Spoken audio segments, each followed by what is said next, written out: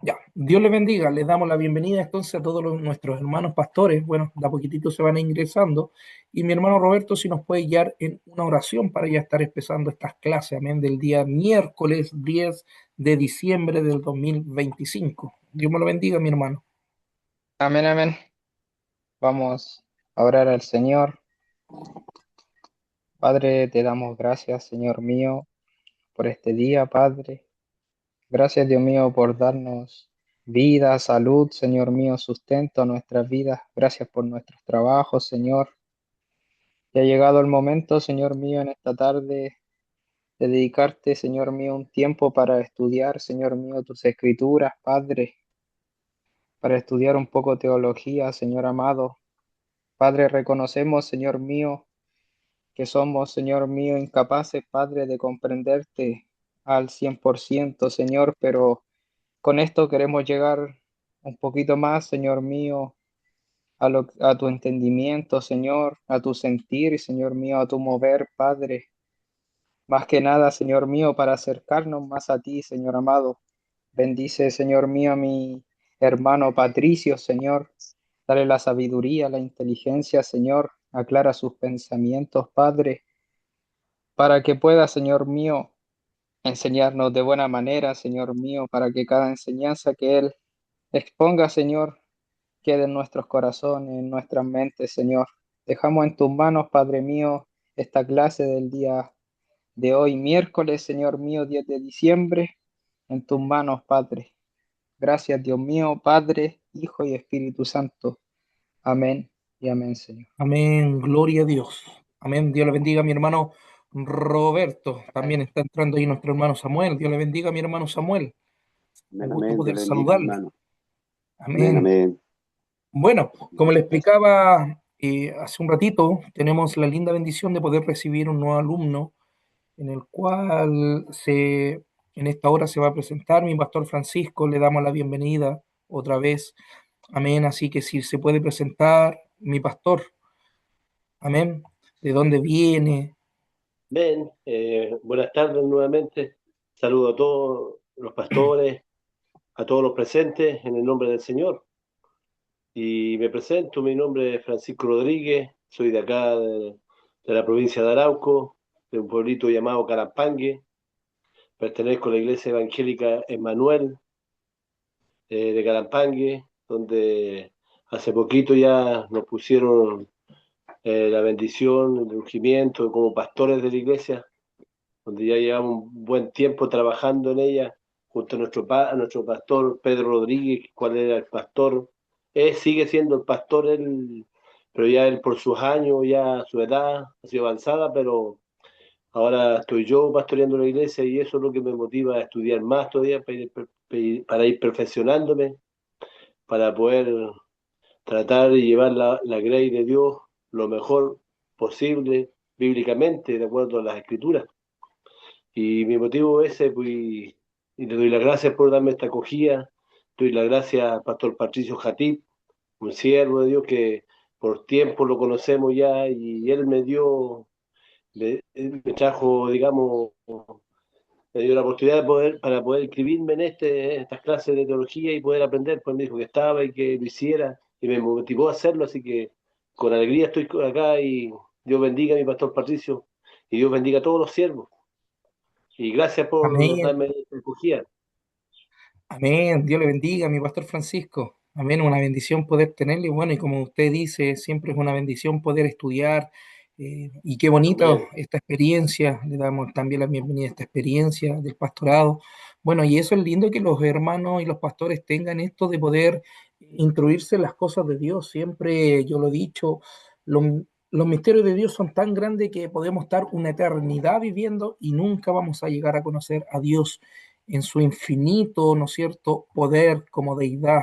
Así que mi pastor Francisco, le damos la bienvenida. Amén. Y esperamos ser Amén, de amén. bendición también Gracias. para usted, mi pastor Francisco. Así que un abrazo. Amén. También veo ahí que está ingresando nuestro pastor Máximo Barraza, mi pastor Josué. Dios me lo bendiga, mi pastor. Buenas tardes, hermano Mauricio. Disculpe el atraso, mi hermano. Saludos a los pastores, a los hermanos, bendiciones. Amén. Un abrazo, mi pastor. Bueno, como dije anteriormente, también mis pastores y hermanos, me llamaron varios hermanos hoy día, ¿ya? Algunos de ellos están enfermitos, mire, para la gloria del Señor, ya vemos 20 en esta clase de bachillerato. Entonces, para mí es una bendición también y una honra. Amén. Más que nada también que tenemos como a 12 pastores que están en esta universidad. Entonces, y eso es lo lindo, de que también se ve también la sinceridad y la humildad de los siervos de Dios que tienen esa motivación también y el interés de querer aprender.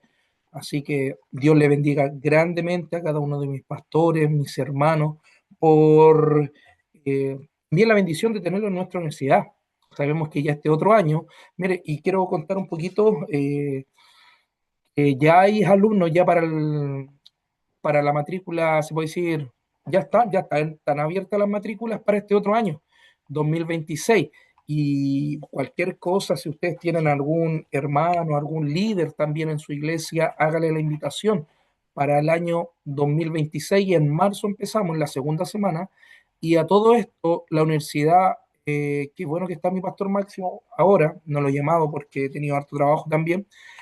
Vamos a hacer un curso anexo que se llama el curso del discipulado, ¿ya? En la cual la universidad va a estar entregando, impartiendo, se puede decir como una capacitación de, se puede decir de cuatro, se puede decir, son 4 clases del discipulado, en la cual se va a estar dando 7 libros. De hecho, yo creo mi pastor Máximo, si lo puedo después llamar tipo 11 de la noche, porque vamos, por la universidad vamos a tomar un curso de discipulado. Mire, son 7 libros que se van a estar entregando del discipulado y el costo de estas clases, bueno, de cada clase va a ser de 20.000 pesos, ¿ya? Y son 4 clases, en la cual ahí vamos a ver el profesor y lo lindo de esto es que también viene certificado este curso del discipulado.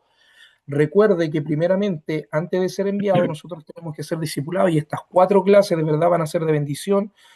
Vamos a ver el profesor, yo creo lo más seguro va a quedar nuestro pastor Máximo, vamos a hablar con él si puede tomar estas 4 clases de discipulado. Y esto, hermano, es para todo lo que se puede decir, para que le haga la invitación a todo hermano miembro activo que esté bautizado por las aguas, ¿no es cierto? Porque es el primer mandato, nosotros no podemos saltar los pasos de cómo nos lleva la Biblia a poder ser un miembro en plena comunión en nuestra iglesia. Entonces, desde ya, para que lo anote ahí, para que quiera hacer la invitación de algún hermano, líder, o que está algún hermano nuevito, ya vamos a hacer esto ya entre enero y febrero. Vamos a ver si queda para febrero, yo creo lo más seguro, o principio de marzo, que son 4 clases del discipulado, y obviamente se le va a entregar ese material y aparte va a ser un diploma y una certificación. Recuerde que cada ministro, no tan solo acá en Chile, después le van a exigir también esos estudios del discipulado, entonces es muy bueno estas clases, ¿ya? Y Una con consulta. esto también queremos avisarles si usted también tienen ahí algún hermano, porque lo ideal es que esto se expanda, hermano. Todavía no lo hacemos masivos. Tenemos una reunión pendiente también con nuestro rector de la universidad y junto a nuestro pastor presidente. Entonces, tenemos esa reunión y para poder ya zanjar todo esto, está creada ya la página web, tengo que hacer el Instagram, el Facebook. Mire, hasta el momento ha tenido buena llegada a la universidad, está tomando mucho prestigio por lo que se pasa también, hermano, a pesar de que nosotros el primer año de bachillerato estamos viendo desde Génesis y Apocalipsis, desde un panorama y una perspectiva, ¿no es cierto?, como síntesis, yo creo que se ha aprendido harto. En otro instituto, el profesor, y esto es bueno que la materia va a quedar acá y va a quedar como un respaldo, ¿no es cierto?, de todo lo que estamos pasando y ustedes mismos, ustedes les va a servir, les va a servir. Por ejemplo, no sé si hay alguien aquí, bueno, la mayoría son todos líderes también, todos están ocupando cargo y honra en cada, se puede decir, iglesia que está representando cada hermano y pastor. Y lo bueno de esto es que están libres los trabajos, ¿ya? Y a todo esto, no sé si recuerdan, mi pastor Máximo, que está ahí, mi pastor Hipólito, se creó un WhatsApp, ¿ya? De literatura, y este WhatsApp tiene más de un año, en el cual nosotros ahí subimos literatura cristiana de una perspectiva pentecostal clásica, ¿ya? tratamos de ser bien cautelosos en el material que se envía. Hasta el momento tenemos más de 160 personas en ese grupo, que tenemos pastores de diferentes lados, de todo Chile, en la cual ustedes también pueden ingresar ahí. Y cualquier material anexo de lo que ustedes quieran estudiar personalmente, quizá algún libro, obviamente ustedes pueden pedirlo sin ningún problema. Ahora, por ejemplo, hay pastores que piden en el grupo de WhatsApp libros que de un corte se puede decir eh, más arminialista o de repente un corte medio calvinista, pero siempre y cuando un pastor o un hermano que quiera pedir un material pueda decir que son para fines especiales, para que esto no se desvíe. Así que le hago la invitación a todos los hermanos a que puedan ingresar a ese grupo. Muy bueno, ese grupo no es para debatir, no es para hablar de doctrina, solamente es para enviar literatura para edificación. Entonces, si usted quiere ingresar, no sé si mi hermano Franco, que también lo veo, mi hermano Roberto parece que se ingresó, mi pastor Patricio parece que también está ahí.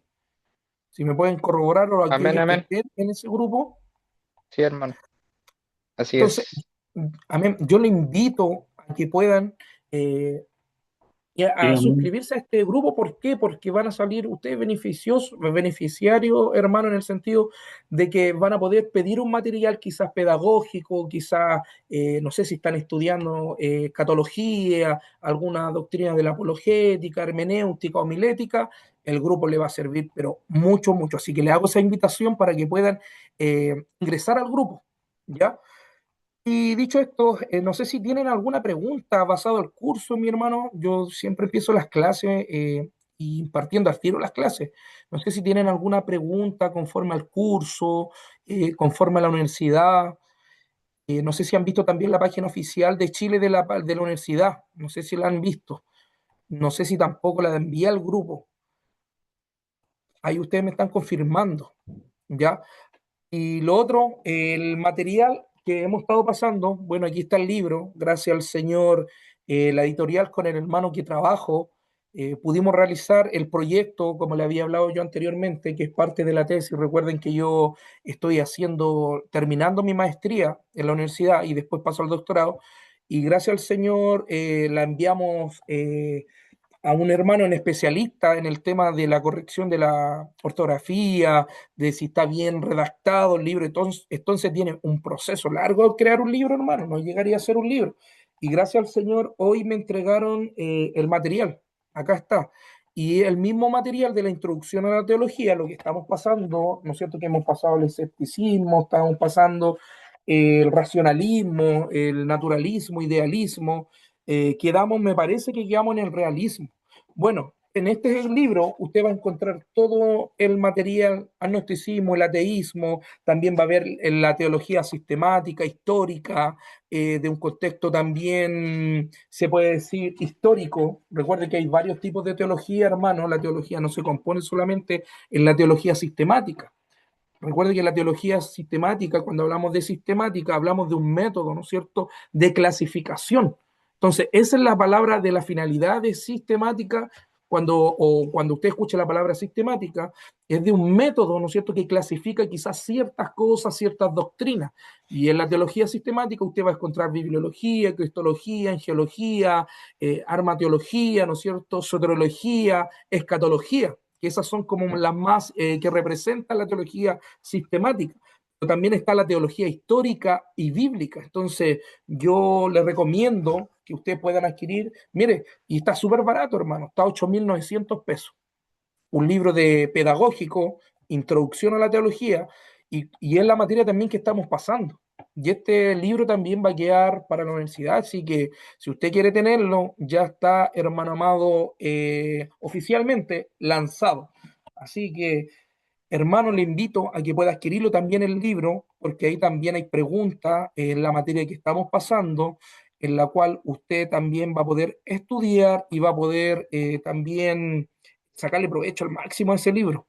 Así que cualquier cosita, después usted me escribe por interno, alcanzamos a sacar solamente 25 ejemplares. Bueno, la editorial me pasó a mí 25 y también la editorial se quedó con 25, se fue la primera, pero se van a salir 500 libros, mi hermano, imagínense. Entonces, como llegaron como de primicia, son solamente 25 tomos lo que tenemos. Y Dicho esto, no sé si alguien tiene alguna pregunta por ahí. Mi hermano Ángel, Sí, mi pregunta era sobre el discipulado, ¿verdad? ¿sí? El curso. Sí, era para ver hasta qué edad se puede. Por ejemplo, un hermano, digamos, desde qué edad puede empezar a estudiar el discipulado. Ya. Mira, el discipulado, obviamente, lo que exige la universidad siempre hay requisitos. De hecho, la hoja de inscripción, perdón, bien van los mismos requisitos que fue cuando ustedes ingresaron a la universidad. Número uno, tienen Mm, que ser miembro en plena comunión. ¿Ya? Primeramente tienen que, como lo dice Marco, ¿no es cierto? Ahí, que el mandato que Dios nos da primeramente es hacer discípulos antes de enviar. Entonces, cualquier persona, vamos a hablar también el tema de la edad, muy buena pregunta. Yo creo que obviamente desde la persona si se bautizó en la agua no tiene ni un problema, pues del momento de que recibió al Señor, hizo la confesión de fe también, no tiene ni un problema en poder estudiar el discipulado. Esto no es tanto para líderes, sino que es para los miembros, se puede decir, de toda la iglesia, ¿ya? Estas clases nosotros vamos a pasar el material pedagógico, es súper bueno. Mire, si me da un segundito, antes de verlo, me parece que por acá tengo los libros.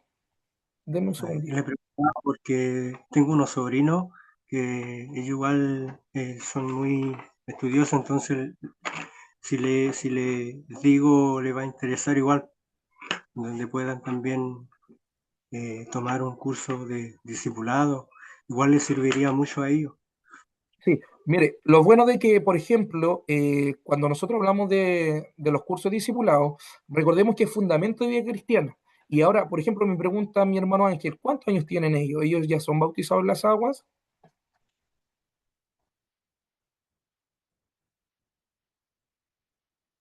Mi hermano Ángel, Ahora sí, ¿sí? ¿Ellos son sí, bautizados? sí, sí, son de entre 14 a 20 años, son seguidos, son como seis sobrinos.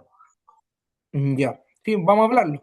Yo le confirmo, ya, porque 14 años igual yo encuentro que es un poquito joven, pero bueno, si no podemos tampoco...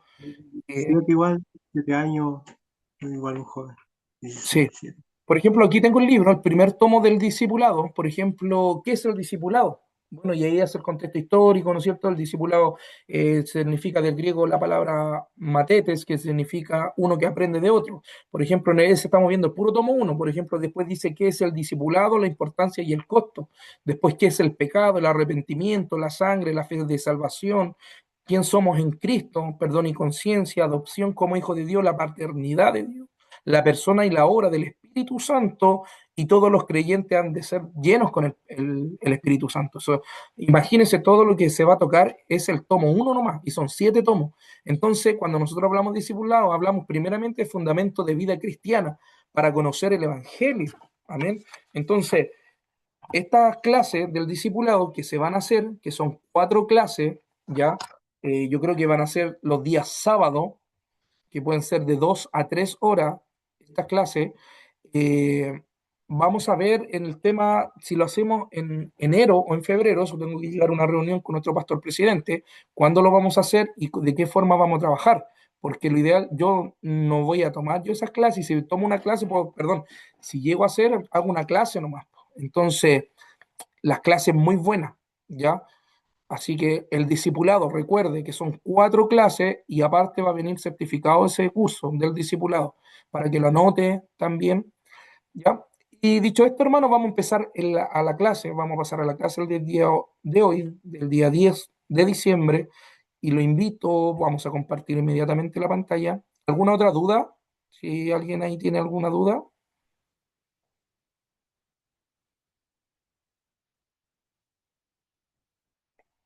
nada, todo bien. No sé si están viendo, se ve, si alguien me puede corroborar ahí, si se puede ver la pantalla, queridos hermanos. ¿Se ve la pantalla? Si alguien me puede ayudar, por favor. Sí, sí se ve. ¿Se ve la diapositiva? Sí, se ve bien, Sí. hermano. Ya, Sí, se ve bien acá también. ya. Entonces, lo invito a abrir sus Biblia, hermano. Quedamos en Primera y Segunda Samuel la clase pasada. Hermanos amados, a todo esto, mire, yo hoy día los vamos a desconectar un poquito rápido porque tengo que entregar un examen yo. Ya estoy terminando, hermanos amados. Yo creo que vamos a terminar entre 9:30, ya, un cuarto para las 10.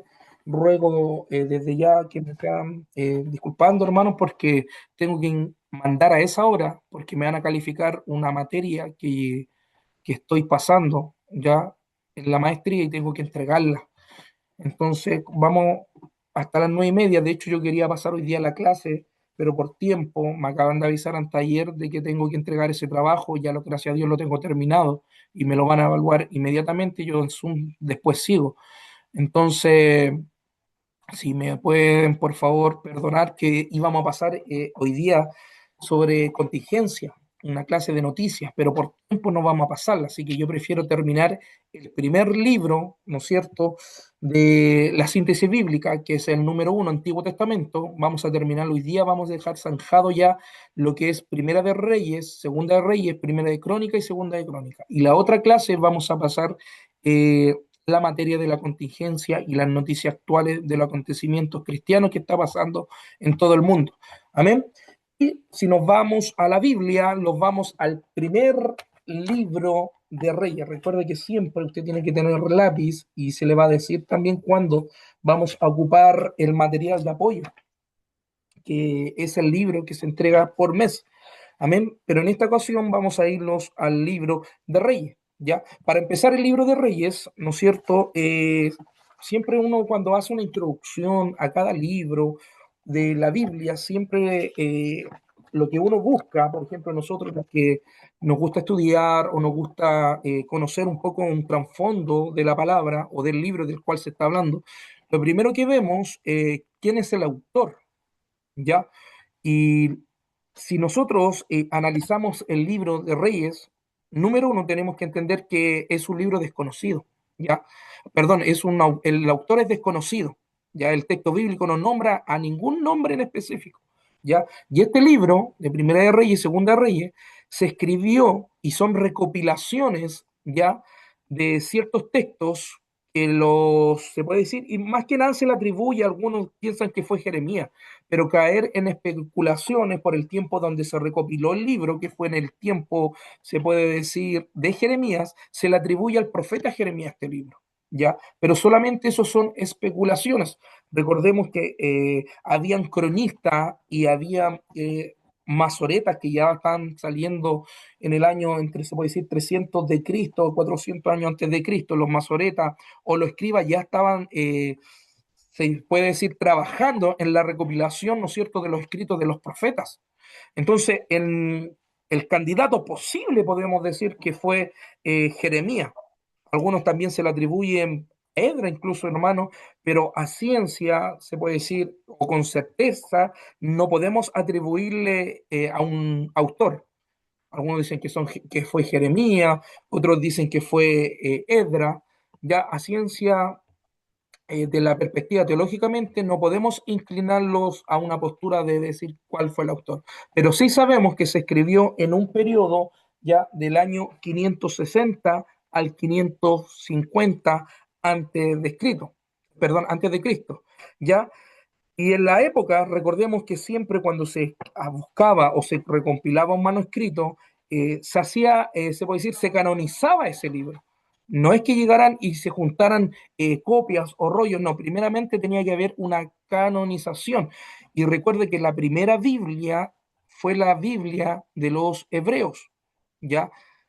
Ahí solamente en su estructura, haciendo un pequeño repaso que está nuestro pastor Francisco, la Biblia antigua, se puede decir del Antiguo Testamento, que tienen los judíos, solamente su estructura era de tres partes, ya que eran, ¿no es cierto?, los profetas, los Nevi'im, los Ketuvines, que eran los salvos, los libros poéticos, ¿no es cierto?, y la Torá, que son atribuidos a Moisés, que es el Pentateuco. Entonces, esa era la estructura.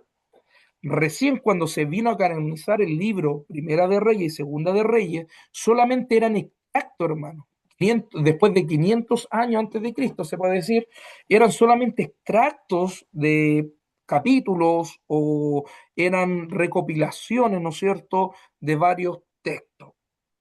Ahora, el propósito y el objetivo era registrar la historia de los reyes de Israel y de Judá, mostrando las consecuencias, ¿no es cierto?, de la obediencia y la desobediencia a Dios y aplicando al pueblo exiliado las razones de su caída. Recuerde que en Reyes, aquí empieza la dinastía. Recuerde que hubo en el gobierno teocrático, que hubo con los jueces, ¿no es cierto? Solamente ahí Dios levantaba jueces, ¿no es cierto?, profetas para poder regir, se puede decir, la nación de Israel. Y aquí en los libros de Primera y Segunda Reyes, ¿no es cierto?, vemos la narración de la historia de los reyes, o sea, de la dinastía, desde Israel, desde el reinado de Salomón hasta el exilio de babilónico. Originalmente, si usted ve ahí la introducción, como un solo libro que continúa la historia de Primera de Samuel y, ¿no es cierto?, Reyes. Se enfoca en el reinado de Salomón, la división del reino, mientras que el Segunda de Reyes documenta la historia de los reinos separados. Recuerde que empezó el reino, se puede decir que continuó solamente con una dinastía, se fue primero Saúl, ¿no es cierto?, rey David, y después Salomón. Ahora, por el pecado, la transgresión, ¿no es cierto?, que cometió David y Salomón, el reinado fue dividido. Y pasando a esto, ¿no es cierto?, vemos la estructura del primer libro de Reyes.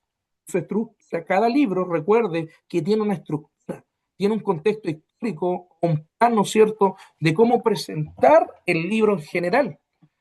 Cuando los teólogos o los escribas, ¿no es cierto?, la mayoría de las estructuras son hechas por personas eruditas, ¿no es cierto?, que buscan los puntos exactos o los puntos, se puede decir, lo medular de ese escrito. Y el libro de Reyes se compone de tres, para que usted anote. Número uno, que fue la sucesión de Salomón, y esto lo encontramos del capítulo 1 y 2. También en la estructura del libro de Reyes encontramos reinado de Salomón, que es del capítulo 3 al 11. Y en la tercera subdivisión de una estructura de nuestro libro de Reyes, ¿no es cierto?, vemos la división del reino, la historia de los reyes y los profetas. Entonces, esas tres cosas abarcan en lo medular el libro de Reyes. Ahora, el libro de Reyes se estructura en tres partes, ¿no es cierto?, los últimos años de David y la ascensión de Salomón, el capítulo 1 y 2. Vemos el reinado de Salomón, incluyendo la sabiduría, la construcción del templo, su falta. Esto lo encontramos del capítulo 3 al 11. La división, como habíamos dicho anteriormente, del reino y la historia posterior de los reyes de Israel y de Judá, con la actuación de los profetas, como el profeta Elías, que encontramos su historia en el capítulo 11 y 12. Cuando nosotros hablamos de la primera estructura, ¿no es cierto?, en la primera división, vemos la sucesión de Salomón. Y esto se encuentra, como dije anteriormente, en el capítulo 1 y 2. Los primeros capítulos describen la muerte del rey David, cómo su hijo Salomón es proclamado, se convierte en rey de Israel. En el número 2 vemos el reinado de Salomón en el capítulo 3 y 11, el reinado justo y la sabiduría. Salomón comienza pidiendo sabiduría, todos conocemos, ¿no es cierto?, la historia, que él oró, buscó a Dios, ¿no es cierto?, se inclinó su corazón a buscar a Dios cuando Dios lo unge, ¿no es cierto?, a través del profeta. Y sabe que, bueno, ahí aprendemos algo glorioso, que él ni siquiera pidió ganar conquista, no pidió ganar, ¿no es cierto?, obtener riqueza, sino que él le pidió sabiduría. Y por cuanto pidió sabiduría, las demás cosas fueron añadidas para Salomón. Ahora, vemos también que Salomón se le atribuye, y también de hecho tenemos que recordar que en la estructura, el rey David quería levantar el templo, ¿no es cierto?, el primer templo, allá en Jerusalén, quería hacerlo David, pero por su pecado, la consecuencia, no se le permitió, sino que a Salomón, y ya vemos en la construcción del templo, ¿no es cierto?, narrada la construcción y la dedicación del templo, que fue en Jerusalén, es un evento central que cumplió Salomón.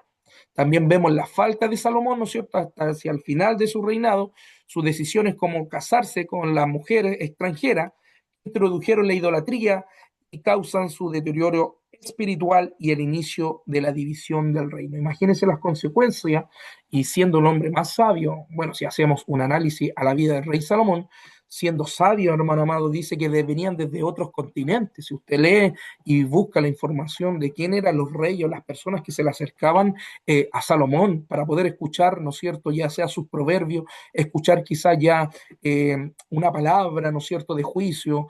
También si hacemos un recordatorio en una de esas historias, vemos cómo la sabiduría y la misma gente que estaba a su mano era algo tan glorioso como Dios estaba glorificando en Salomón la forma de gobernar, la forma de llevar a cabo quizá un juicio. Vemos esa narración que vemos de las dos mujeres, ¿no es cierto?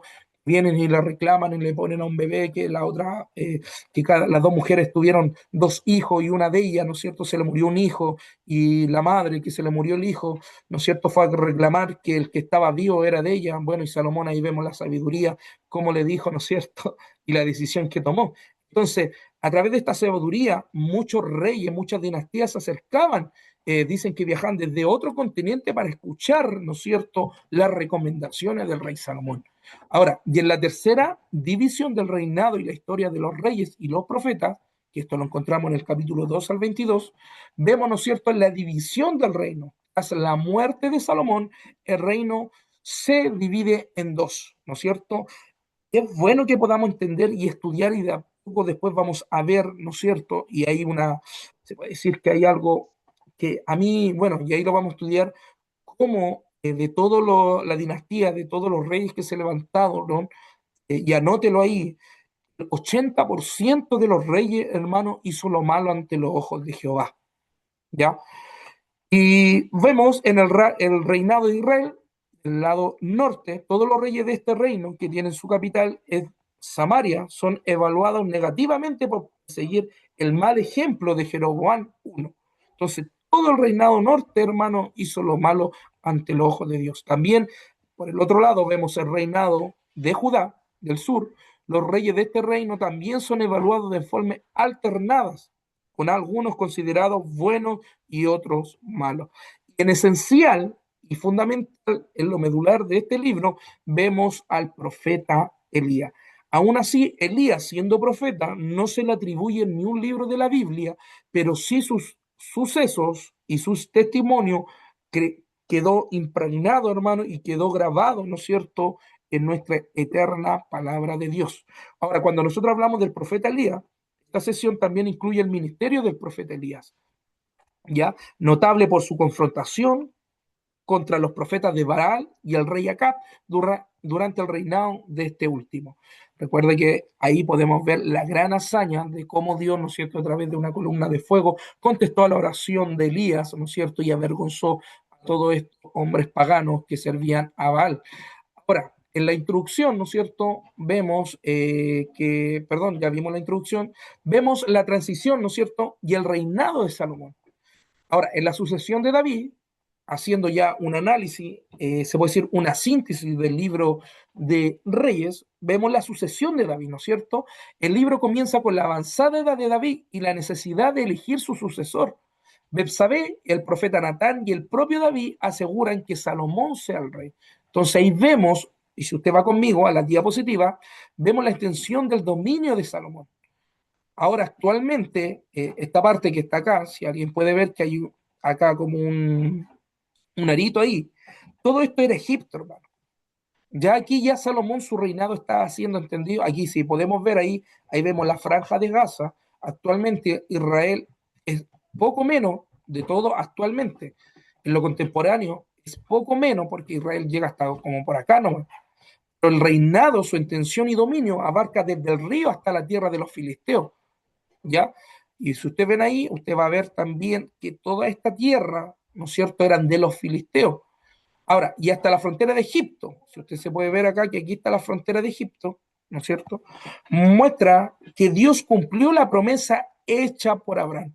Y esta fue la tierra prometida que ya estaba, se puede decir, el rey Salomón reinando en el cumplimiento de esa promesa. Ahora, la grandeza del reinado de Salomón no estaba solamente en la extensión territorial, sino también en la sabiduría de cómo gobernaba la nación de Israel. Ahora, el reinado de Salomón, Salomón es conocido por su gran sabiduría, la construcción del primer templo. Recuerden que los esenios, cuando hablamos un poquito, y a todo esto también vamos a hablar un poquito de la ruina del Qumran, porque hay libros apócrifos, de hecho hay muchos cristianos y teólogos que están un poquito inclinándose ya a esto escepticismo, hermano, de poder traer escritos y poder decir ellos, y teólogos hermanos, diciendo de que nosotros deberíamos tener incluso los libros de Enoch, ¿no es cierto? Ya que los esenios fueron las escrituras, se puede decir, encontradas hace 2000 años, y que los esenios ya también ellos lo hacían, lo canonizaron, ¿no es cierto? Como ellos, pero recordemos que los esenios era una secta que estaba en el tiempo de Jesús. De hecho, Jesús nunca los nombró a ellos, sino que la secta que ellos tuvieron, Jesús tuvo la lucha en el tiempo intertestamentario. Recordemos que Jesús solamente reconoce a tres: los saduceos, los fariseos, ¿no es cierto? Los celotes también estaban, los fariseos, los saduceos también, hermano, y estaban los celotes. Pero en ni un momento Jesucristo o algún discípulo, para que usted también tenga claro esto, o algún apóstol, citó algunos de los escritos de las ruinas del Qumran, o se puede decir, o otros libros. Recuerde que también están, algunos teólogos también están empleando que hay una tercera, que lo vamos también a ver más adelante, los libros de crónica, que hay un tercer escrito. También hay otros proverbios que Salomón, se puede decir, se perdieron, ¿ya? En este reinado de Salomón que nosotros vemos acá, ¿no es cierto? Ellos creían, hasta el día de hoy los judíos creen solamente en la construcción, y en la mayoría de los ortodoxos, en la segunda, se puede decir, en el primer templo, sino que el segundo templo es solamente, se puede decir, es como, a ver, como la palabra, que los teólogos lo dicen de una forma tan académica, que el segundo templo solamente es como un comodín, ¿me entiende? Porque solamente Dios se lo permitió a Salomón construir el templo. Y ese se puede decir que es el estado original del pueblo de Israel. Por eso los esenios se apartaron al desierto, porque no creían a la segunda construcción. Recuerde que la segunda construcción se la llevó, ¿no es cierto? Podemos verlas con Nehemías, y vemos los babilónicos cuando destruyeron el templo de Salomón. Ahí ya inmediatamente en ese quiebre, que se derrumbaron los muros, se derrumbó el templo, no quisieron creer esta secta de los esenios. De hecho, hay los judíos actualmente, no estoy hablando de los ortodoxos, ya que tengo a mi pastor Patricio, no sé si mi pastor Patricio me puede corroborar que usted trabajó y estudió también. Son tres tipos de judíos, que están los más parciales, los judíos ortodoxos y los judíos liberales. Buenas Ahora, los, tardes. ¿son? Perdón. Siga nomás. Ya, los judíos ortodoxos, ¿no es cierto?, creen al segundo templo. Los parciales también, pero hay unos judíos que no están creyendo al segundo templo. Y de ahí salen algunos esenios también, y de ahí salen incluso, dicen los teólogos, que son más de cinco se puede decir, las sectas que estuvieron en el tiempo de Jesús. Ahora, cuando nosotros hablamos del templo de Jerusalén, ¿no es cierto?, hablamos de que en el, puede decir, el ámbito escatológico, nosotros estamos esperando, ¿no es cierto? Nosotros también como cristianos creemos en el segundo templo. ¿Por qué? Porque los profetas también hablaron de la reconstrucción. Jesucristo habló, ¿no es cierto?, del tercer templo, perdón, del segundo templo, e incluso cuando él murió, ¿no es cierto?, físicamente, y también se puede decir que él profetizó, ¿no es cierto?, de su templo, que este templo, ¿no es cierto?, iba a ser destruido. Entonces Jesucristo también se le atribuye y dio por certero que el segundo templo era también parte de Dios. Y algunos judíos no creen al segundo templo, los esenios no creen al segundo templo. Jesús, recuerde que en un momento dio vuelta a la mesa de los cambistas, de ahí salió algo muy significativo de las palabras que empleó Jesucristo: han convertido la casa de mi padre, ¿no es cierto? ¿Y qué dio? Vuelta a la mesa de los cambistas, de los que vendían, ¿no es cierto? Entonces ya Jesucristo con esa palabra afirmaba que el segundo templo sí Dios lo permitió. ¿Ya? Ellos hacen un contexto histórico, no, que el templo de Salomón solamente es el que... No, hermano. Y por eso les vuelvo a decir, tenga cuidado con estos escritos que están saliendo del Mar Muerto. Lo vuelvo a reiterar, hermano. tengamos la capacidad de poder discernir lo que es de Dios y lo que no es de Dios, porque hay muchos cristianos, más de una línea pentecostal evangélica clásica, que están ya atribuyendo que los escritos de no para poder confirmar algunas teorías. Recuerde que cuando nosotros hablamos de teoría no estamos hablando de doctrina, estamos hablando quizás de una enseñanza que no tiene tantos significativos como las doctrinas cardinales que creemos nosotros, ¿ya? Ahora, pasando, sí, vemos en el primer libro de Reyes, vemos la división del reino, ¿ya? ¿Y cuál fue la causa número uno de esta división, ¿no es cierto? Esta consecuencia, y ahí usted para que la note, la causa fue el pecado de Salomón y su posterior desobediencia, provocando la división del reino tras su muerte. ¿Y qué reino resultantes? El reino se divide en dos, el reino del norte de Israel, ¿no es cierto? Y el reino sur, que fue de Judá. Apréndase eso. En los dos reinados divididos estaba el reinado norte, que era de Israel, ¿ya? Y el reinado sur de Judá. Incluye, ¿no es cierto?, el papel fundamental que fue el profeta Elías, como lo habíamos visto. Bueno, aquí haciendo un contexto, al profeta Elías, a medida que la idolatría se entendía, surgen profetas como Elías para llamar al pueblo y a los reyes a volverse a la adoración a Dios. También se narra un enfrentamiento clave en el Monte Carmelo donde Elías demuestra el poder de Dios.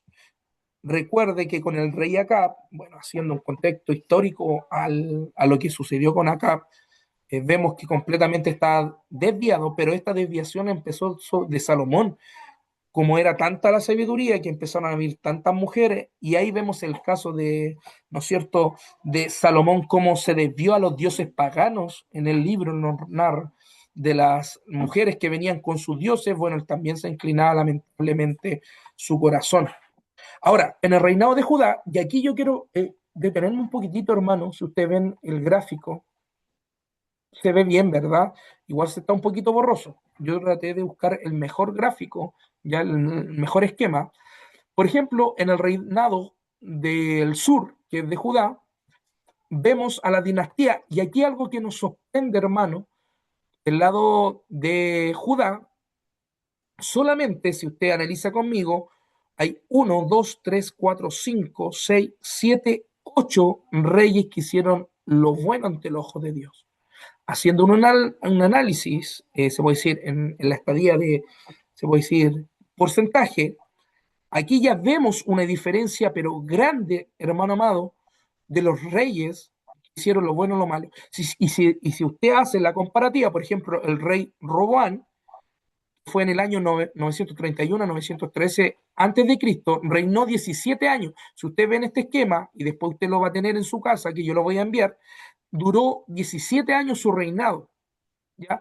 Pero si usted se da cuenta, todos los reyes que hicieron lo bueno, y hacemos, y marcamos ahí, mire, por ejemplo, Asa, 41 años reinó.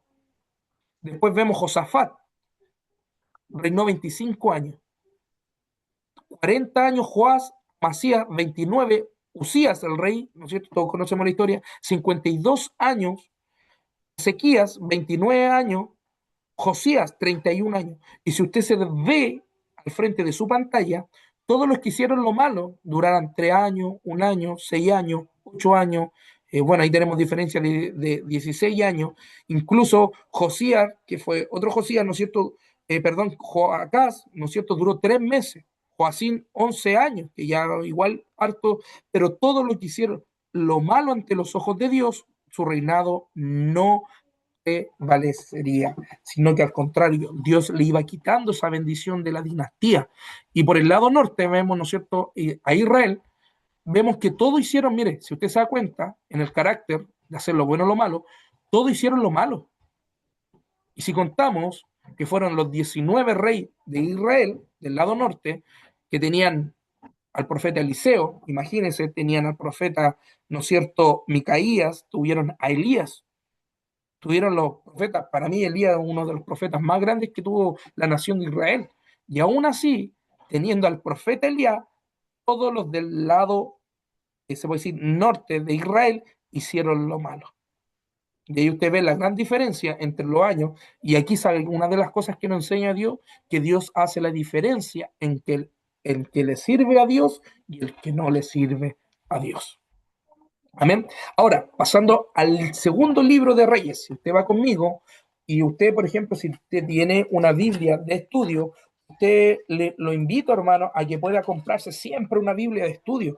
Por ejemplo, yo me he tocado, he ido también a visitar a algunos hermanos y me dicen que no les gusta la Biblia de estudio porque ellos piensan que el Espíritu Santo es el que tiene que darle la interpretación de la Biblia. Pero tenemos que entender esto, hermano, que nuestros pensamientos son limitados y nuestras capacidades muchas veces no son basadas a cómo Dios, ¿no es cierto?, o cómo nosotros nos entregamos en devoción a Dios para que Dios nos pueda revelar su palabra. Por eso dice la Escritura en Efesios, ¿no es cierto?, que Dios constituyó a maestro. ¿Y cuál es el fin del maestro? Claramente, ¿no es cierto?, darle este enfoque de conocimiento para poder esparcir este conocimiento, ya sea a la iglesia, ya sea como lo estamos haciendo en la universidad ahora, para poder abrir, ¿no es cierto?, un poquito más el entendimiento. Pero hermano, nunca tengamos en nuestro corazón, o cuando ustedes escuchen a algún hermano que no le gusta las Biblias de estudio, en toda la iglesia yo sé que hay algún hermano, y disculpe la expresión, que quizás es más espiritual, porque así lo ven ellos, de esa forma, por no tener una Biblia de estudio y la pura palabra, se ha cometido grandes errores incluso de poder hacerle un contexto histórico a la palabra cuando se suben a predicar. Por ejemplo, yo he visto también, y yo sé que le ha pasado a algunos, que cuando van a predicar un sermón, abren la Biblia, hermano amado, y a donde les da la Biblia ellos empiezan a predicar. Entonces, la Biblia estudio, ¿qué vino a hacer? Viene a esquematizar, ¿no es cierto?, las doctrinas y también a darle un pequeño, se puede decir, enfoque a lo que Dios quiere declarar en su palabra. Por eso usted siempre trate de tener una Biblia de estudio para poder tener un poquito más amplio ese conocimiento, ¿no es cierto? Obviamente también, yo lo dije de un principio, la Biblia que nosotros tenemos y la que recomendamos, no sé si se acuerdan, y ahora que está, vemos que también han ingresado mi hermano Alfredo, mi pastor también Francisco, que ingresó hoy día. ¿Por qué nosotros le recomendamos, ¿no es cierto?, una Biblia, en especial la vida plena, para que ustedes puedan tener una introducción más clara a cada libro? ¿Ya? Ahora, cuando yo hablo de estructura, también estoy hablando de la introducción también que se le da al libro. Cuando usted tiene esto, se puede decir, un poquito más claro, va a entender el periodo, ¿no es cierto?, el tiempo en cómo o cuándo sucedieron los hechos. Por eso nosotros tenemos que hacer esta síntesis de introducción a cada libro, porque los demás, después viene ese conocimiento ya de lo medular, al estudiar, indagar, hacer una exégesis de cada versículo para poder comprender un poco más un capítulo, para poder comprender también un versículo. Y recuerde esto, hermano amado, tenemos que aprenderlo como regla de oro en la hermenéutica. Cada libro tiene su doctrina, ¿ya? Cada libro tiene su doctrina, pero las doctrinas no son basadas, hermano, por un solo versículo, como regla también de oro para que se lo aprenda. Yo no puedo sacar una doctrina solamente de un versículo. Yo tengo capítulos, yo tengo versículos, ¿no es cierto? Y tengo aparte la estructura, la introducción a ese libro que me puede dar a conocer una doctrina. Lo vuelvo a decir, cada libro tiene su doctrina, pero yo no puedo hacer doctrina solamente de un versículo. Siempre usted tiene que apegarse a uno. Y si hay un segundo versículo que no está, se está contradiciendo quizá en esa doctrina, recuerde que siempre Dios le va a dar también un tercer versículo o más versículos para poder sacar doctrinas. ¿Ya? Eso es solamente un tip. Ahora, cuando nosotros hablamos de la estructura de Segunda de Reyes, ¿no es cierto? El libro de Segunda de Reyes se estructura principalmente en tres partes. Número uno, el ministerio de Elías y Eliseo. Y eso lo vemos en el capítulo 1 y 8. La historia de los dos reinos, ¿no es cierto?, que es el de Israel y Judá, hasta la caída de Samaria en el año 722 a.C. Y esto lo encontramos en el capítulo 8 y 17. Y finalmente la historia del reinado del sur de Judá hasta su exilio en Babilonia en el año 586 a.C. Cuando se estructura el libro, y no lo dije, de Primera de Reyes y Segunda de Reyes, que fue en el año 550, entre el año 560, ahí, hermanos amados, ya estaba, se puede decir, el profeta Jeremías, estaba por un lado el profeta también Daniel, incluso eran contemporáneos, Ezequiel, ¿ya? Eso se le atribuye a Jeremías, este libro, ¿ya? Y vemos la estructura, número uno, vemos el ministerio de Elías y Eliseo. Y esto lo encontramos del capítulo, como dijimos, del 1 al 8. Esta sesión se centra en el ministerio de los profetas Elías y Eliseo, su sucesor. Elías relata su predicción de la muerte, ¿no es cierto?, de Ocasías, como fue arrebatado al cielo. También cuando hablamos de Eliseo, que son personajes, ¿no es cierto?, de este libro, vemos que se describe cómo recibe la autoridad de Elías y realiza muchos milagros, como curar a Naamán de la lepra. Este periodo incluye eventos como la rebelión de Moab y la muerte de Jezabel, que todos la conocemos. Y en la estructura, ¿no es cierto?, de este libro también vemos como número dos los reinados de Israel y Judá hasta la caída, como habíamos dicho, de Samaria, ¿no es cierto?, en el capítulo 8 y 16, 7 y 17 al 41. Esta sesión, ¿no es cierto?, narra la historia de ambos reinados hasta la caída del reinado del norte de Israel, los asirios, en el año 722 a.C. Se detalla también la continuación de los reinados de los reyes de Israel y de Judá. Se narra también al fin de la dinastía de Acab y la purga religiosa llevada a cabo por Jehú. Y en la estructura de este libro de Reyes también vemos como número 3 el reinado del sur de Judá hasta el exilio en Babilonia. Ya esto lo encontramos, hermano amado, en el capítulo 18 al 25. ¿Ya? Y ahí comienza el reinado de Ezequías. Todos sabemos también el reinado, ¿no es cierto? Y la historia del rey Ezequías. Termina, ¿no es cierto?, con el exilio de Judá en Babilonia en el año 586 a.C. También incluye la reforma religiosa bajo el rey Josías, quien encuentra el libro de la ley y suprime la idolatría. Recuerde que Josías llevó otra vez la idolatría, y esta era la pugna que Dios tenía, ¿no es cierto?, con la nación de Israel, que constantemente atesoraba a los dioses paganos de las naciones que lo rodeaban, hermano. Israel nunca pudo salir, hermano, de la idolatría. Ahora, describe el asedio, ¿no es cierto?, y la destrucción también de Jerusalén y el templo por los babilonios, liderados por Nabucodonosor. Recuerda que ahí estaba en el periodo de Daniel. Finaliza con la liberación del rey Joaquín de la cárcel en Babilonia, ofreciendo una nota de esperanza. Amén. Y siguiendo en la estructura, ¿no es cierto?, en el libro narra la historia del reinado, ¿no es cierto? Ya vimos esos en el contexto histórico y en la división de los reinos. Vemos la monarquía dividida y el libro cubre alrededor de 300 años de historia de Israel. Todo ese proceso abarca en el libro de Segunda Reyes, un periodo de 300 años resumido en este libro, ¿ya?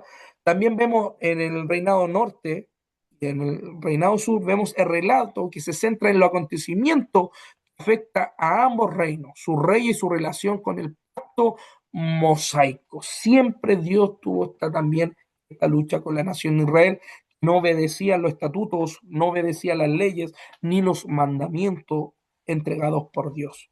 Ahora, el origen del libro, en su forma original, formaba un solo libro, como Primera Samuel, ¿no es cierto?, y Primera Reyes, por lo que se recomienda estudiarlo, y aquí anótelo, como una historia continua, porque siempre primera o segunda tiene, ¿no es cierto?, una división, ¿no es cierto?, pero al final se armoniza, como nosotros tenemos que leer también los evangelios, que más adelante lo vamos a ver. Siempre hay una armonía entre uno y otro libro. Y en este del Primera de Samuel, como Primera de Reyes o Primera de Crónica y Segunda de Crónica, se armoniza. Usted tiene que leerlo de una forma histórica.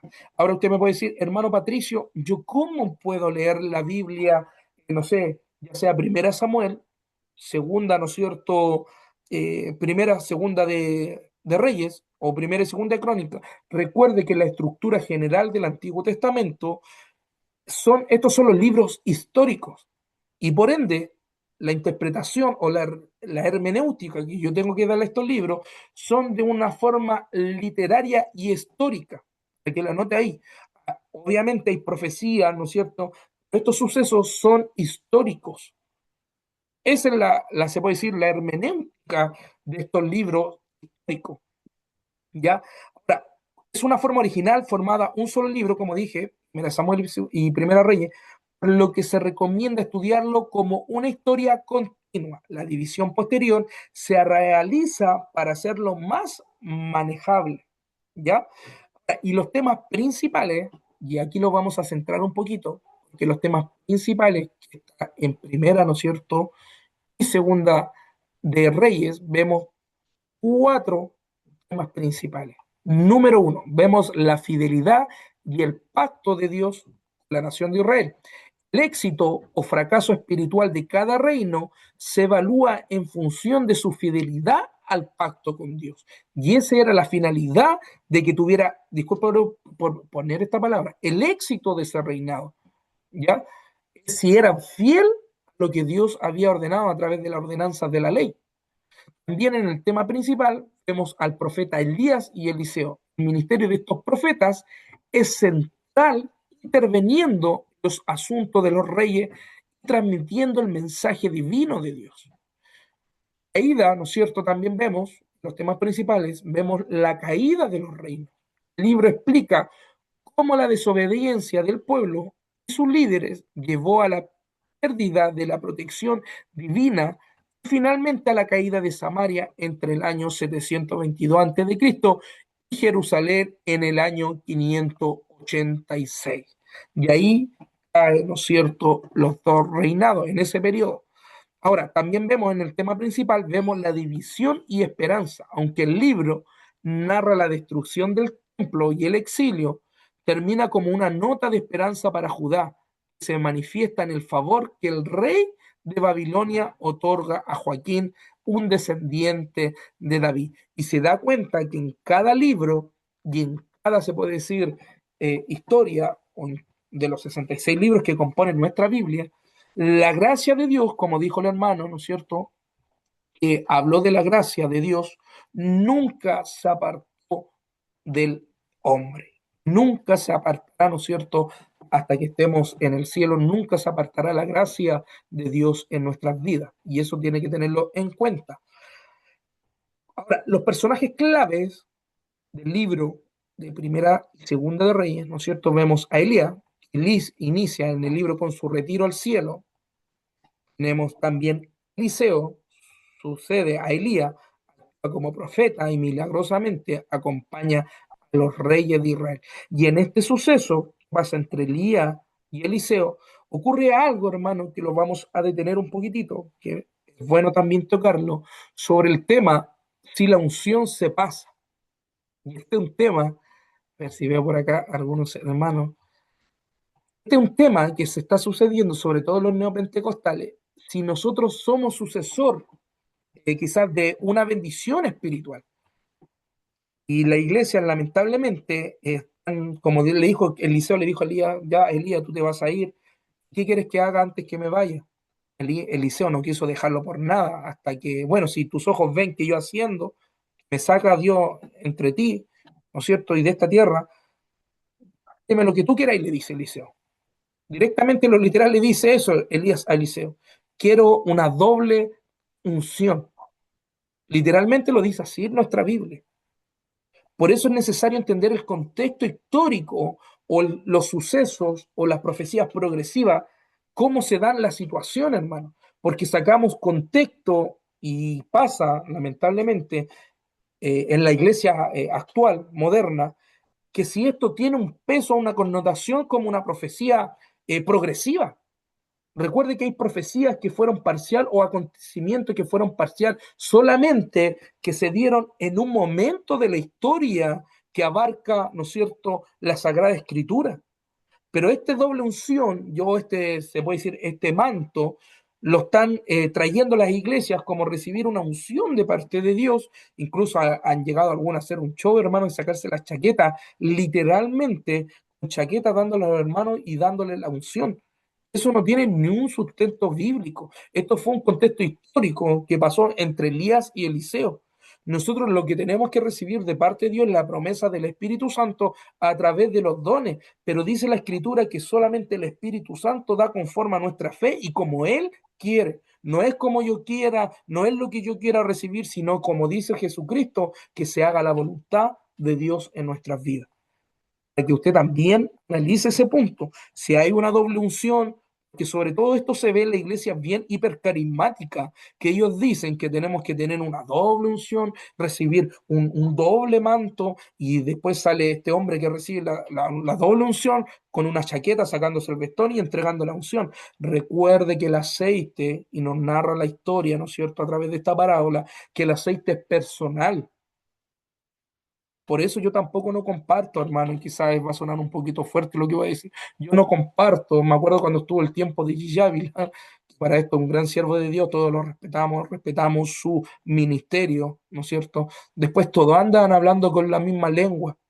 Por ejemplo, acá hay pastores bien conocidos que tienen, se conocen por su hablar en lengua, pero nos falta, yo de verdad, yo creo en el genuino bautismo del Espíritu Santo, yo creo en, en la genuina unción de parte de Dios.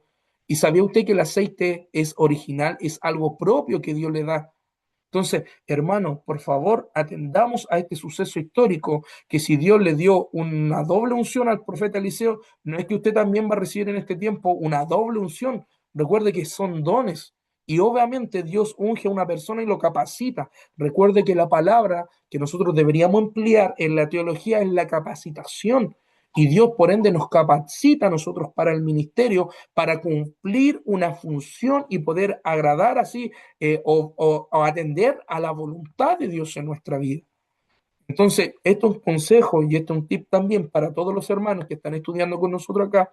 No existe la doble unción, la tercera unción, la cuarta dimensión, como hace poquito llegó, no sé si vieron el video, y lo compartí, cuando vino a Argentina el mes pasado a Benijín, le dijeron, le entregamos el premio del patriarca de la dimensión del cielo. ¿Qué es eso, hermano? Eso es una herejía. Eso es algo falso. No existe una triple unción, una cuatro. No, Dios te va a bendecir a través de, de su Espíritu Santo. ¿Ya? Aquí pasó un suceso en especial y en específico entre Elías y Eliseo. Amén. No sé si están entendiendo, hermano. ¿Se entiende? Amén, amén.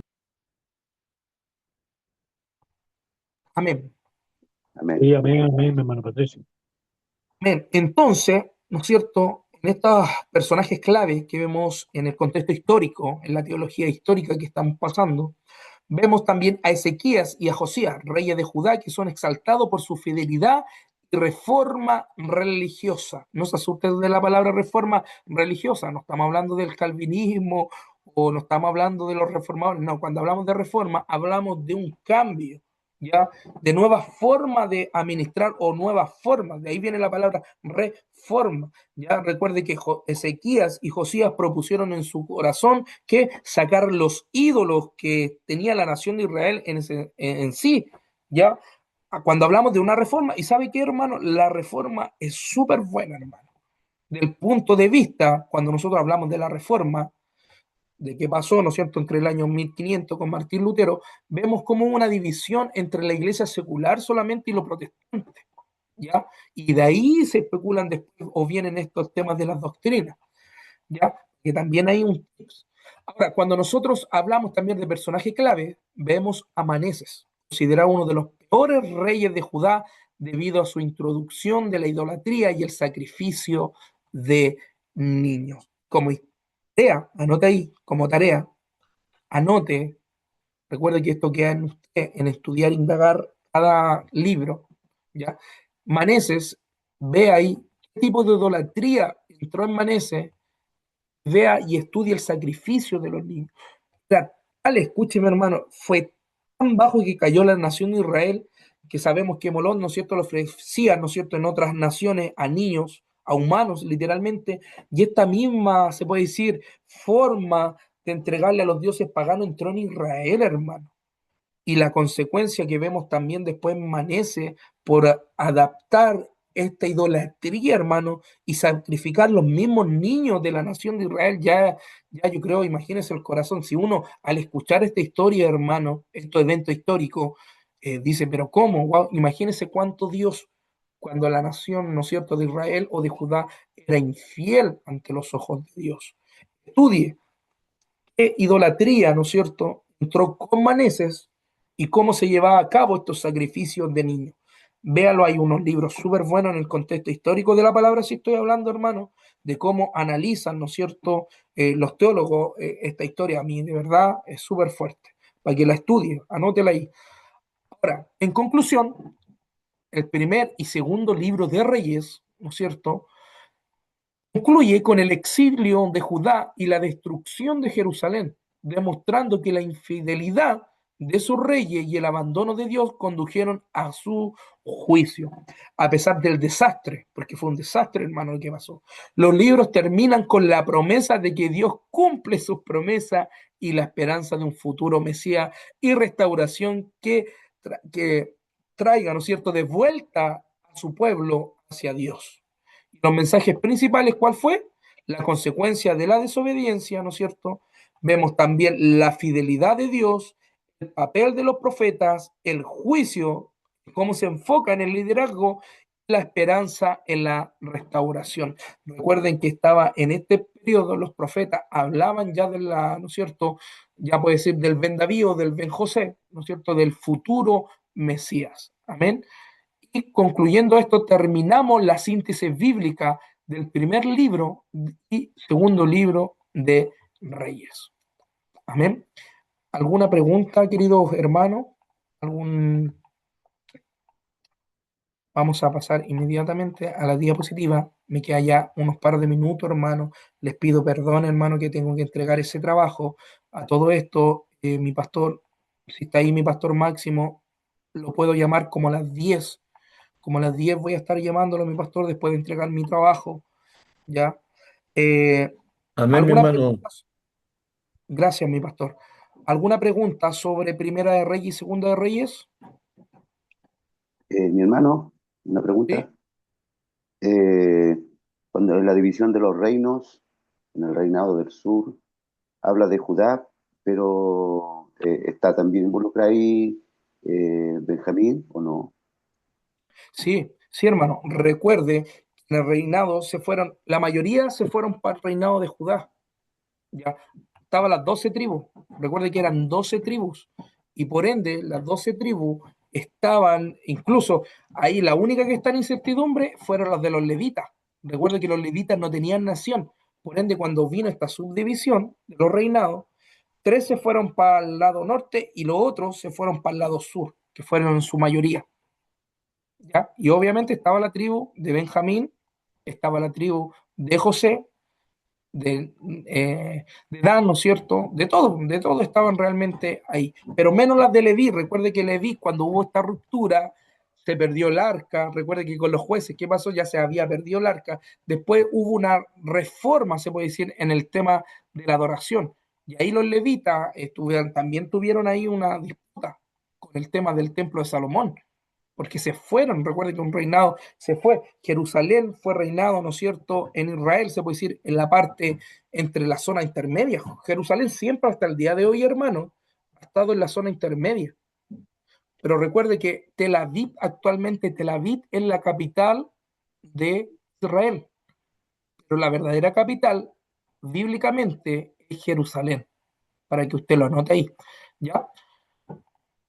No sé si le contesté y no sé si se ve. Mi hermano, si alguien me puede corroborar si se ve la diapositiva. Amén, hermano. Ya, yo no la puedo ver, espérame un segundito. Ahí está.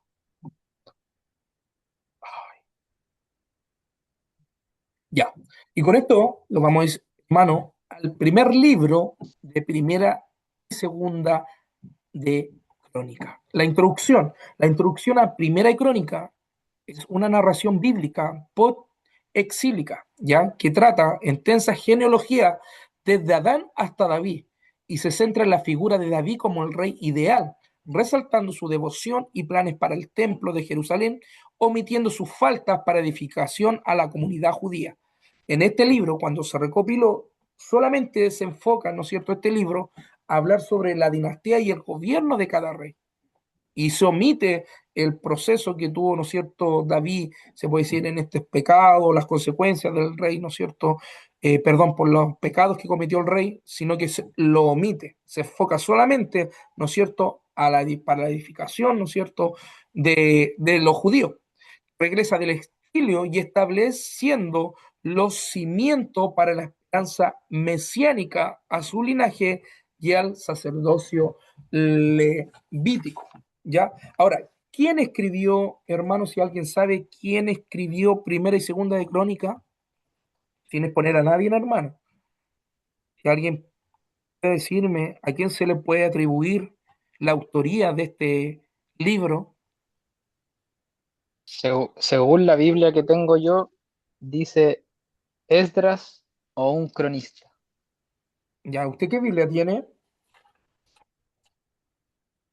Reina Valera 1960, Holman. Ah, tiene la Holman, ya, esa es histórica, ya tiene una perspectiva más histórica la Holman, a mí me gusta. Claramente, ya la tradición judía apunta que fue Edra, como el compilador final basándose en el Talmud, ya. Recuerden que en Talmud nace también en el periodo intercamentario, ¿ya? Y cuando nosotros hablamos, ¿no es cierto?, del Talmud, hablamos como que fueron los comentarios. Aquí, por ejemplo, yo sé que mis pastores tienen comentarios sobre Matthew Henry, McDowell, Buckley, ya sean incluso algunos tienen hasta de John MacArthur. Recuerde que los comentarios son tipo Talmud de los judíos, para que usted tenga más o menos una visión que es el Talmud. También hay otros libros, ¿no es cierto?, que son como comentarios o también son tradiciones que le agregan. Y lo más fuerte, hermano, es que los judíos, algunos ortodoxos, creen más en el Talmud, en la misma eterna la Torá, o se puede decir la Biblia hebrea. ¿Ya? Y ahí fue el problema que tuvo Jesucristo con la mayoría de los fariseos y los saduceos, están llenos de tradiciones y erraban, ¿no es cierto? Y no creían al que estaba al frente de ellos, que era la misma palabra. Ahora, los libros de Primera y Segunda Crónica no tienen autor conocido, son anónimos, pero la traducción, recuerde que esto es por tradición judía, atribuye su compilación a Esdra. Un teólogo tampoco se puede inclinar cuando nosotros vemos tradiciones históricas, ya sea judía, ¿no es cierto?, o de alguna tribu, ¿no es cierto?, son solamente tradiciones. Pero nosotros, la mayoría de los teólogos lo atribuyen por una forma de respeto, ¿no es cierto?, a Edra, que yo también considero que, si usted me pregunta a mí, también puedo considerarlo que fue Edra, por los tiempos, en los hechos históricos o el tiempo que pasó. Un escriba, ¿no es cierto?, que fue Edra. ¿Qué fue Edra? Fue un escriba y un sacerdote post-exílico, ya que sus últimos versículos concuerdan con el inicio del libro de Edra. Por eso se le atribuye a Edra y comparte también un estilo más similares. Si usted lee, ¿no es cierto?, la profecía, el libro de Edra, perdón, y le hace un análisis cómo empieza el libro también de Primera y Segunda Crónica, se va a dar cuenta inmediatamente que pudo haberlo escrito Edra. De hecho, es uno de las señales de cómo se le atribuye el libro. Recuerde que la epístola de los hebreos no tiene autoría.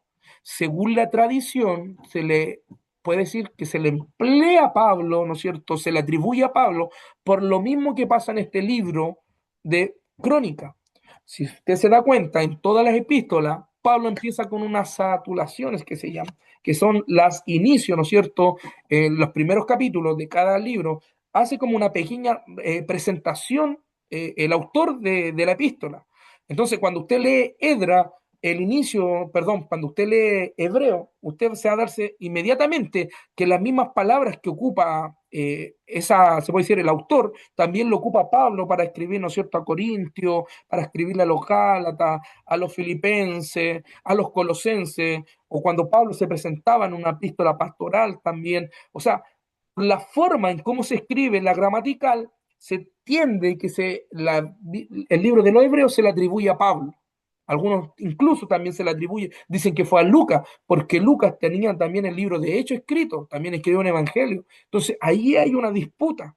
Teológicamente no podemos inclinarnos, tengo que decirlo otra vez, hermano, no podemos inclinarnos porque caeríamos en especulación o creemos, ¿no es cierto?, que fue exacto. No, la teología enseña estas posturas de no acerrarse, hermano, porque muchas veces nosotros somos como muy certeros en nuestra opinión o nuestra interpretación bíblica. Recuerde que la Biblia no es de interpretación privada. Lo mismo pasa con el libro de Crónicas. Se le atribuye a Edras, que como Edras narra en lo gramatical, ¿no es cierto? Y aparte que fue sacerdote y fue escriba, se le atribuye este libro a él. O el cronista también se le dice también. Originó, ¿no es cierto? Se cree que fue esa su originalidad, el cronista. Ahora, en la evidencia contextual, el autor escribió después del exilio de Babilonia, ya probablemente a mediados del siglo 500 antes de Cristo, utilizando fuentes anteriores como Samuel, Reyes y Profetas. También en el énfasis teológico, los libros fueron compilados para dar esperanza a los judíos. Cuando se escribió Primera de Reyes y Segunda de Crónica, recuerde que solamente habían escritos y se recopiló, ¿no es cierto? Porque en ese tiempo, como habían sido dispersados, la labor de los escribas era poder recopilar estos escritos y traerle esperanza a aquellos hermanos que habían sido esparcidos. Esa fue la primera, se puede decir, esparción de los judíos que se fueron a distintos continentes, ¿ya? Los libros fueron compilados, ¿no es cierto?, para dar esperanza a los judíos. En resumen, aunque Edra es el candidato más fuerte por tradición, lo vuelvo a decir, por tradición, la autoría es anónima, siendo obra de un escriba inspirado en el periodo post-exílico que usó y recopiló registros históricos anteriores. ¿Bien?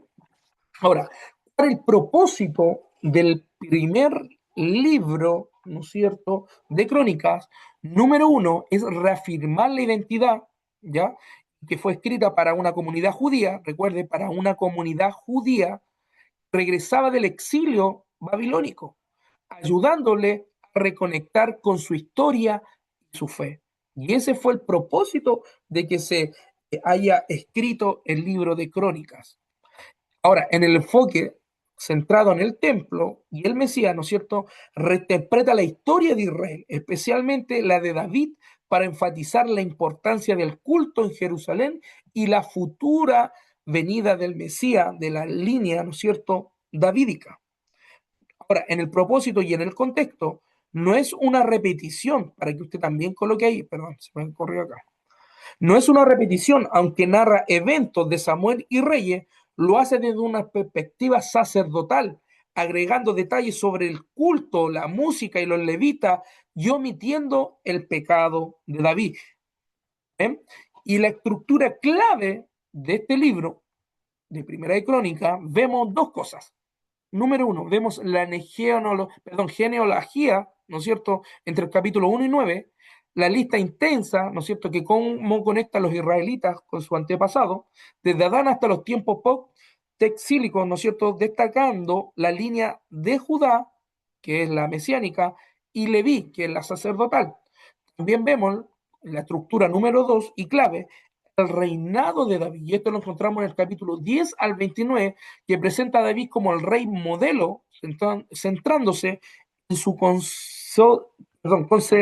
consolidación del reinado, ¿no es cierto?, la llegada del arca a Jerusalén, sus exhaustivos preparativos para la construcción del templo y un proyecto que Dios le asigna a su hijo Salomón. Entonces, ese es el contexto en sí, la estructura del primer libro de Crónicas. ¿Y cuáles son los temas centrales?